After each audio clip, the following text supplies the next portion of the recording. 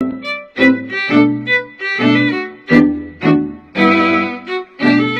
dinner guests were all sitting around the table discussing life.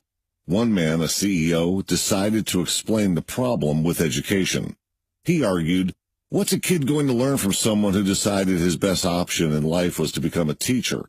To stress his point, he asked to another guest, "You're a teacher, Bonnie. Be honest, what do you make?" Teacher Bonnie, who had a reputation for honesty and frankness, replied, "You want to know what I make?" She paused for a second, then began. "Well, I make kids work harder than they ever thought they could. I make a C+ feel like the Congressional Medal of Honor winner. I make kids sit through 40 minutes of class time, when their parents can't make them sit for 5 minutes without an iPod, GameCube, or movie rental. Do you really want to know what I make?" She paused again and looked at each and every person sitting at the table. "I make kids wonder.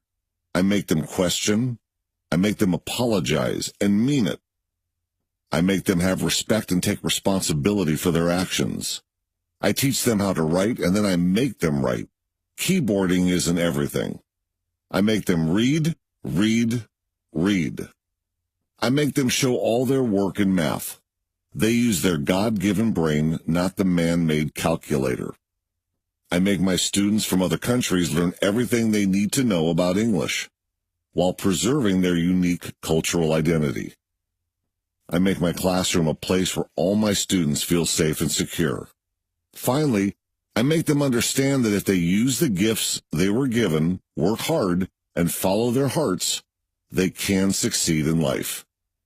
Bonnie paused one last time and then continued. "Then, when people try to judge me by what I make, I can hold my head up high and pay no attention because they are so ignorant. You want to know what I make? I make a difference in all your lives, educating your kids and preparing them to become CEOs and doctors and engineers. What do you make, Mr. CEO?" His jaw dropped and he went silent. Don't educate your children to be rich. Educate them to be happy, so they know the value of things, not the price.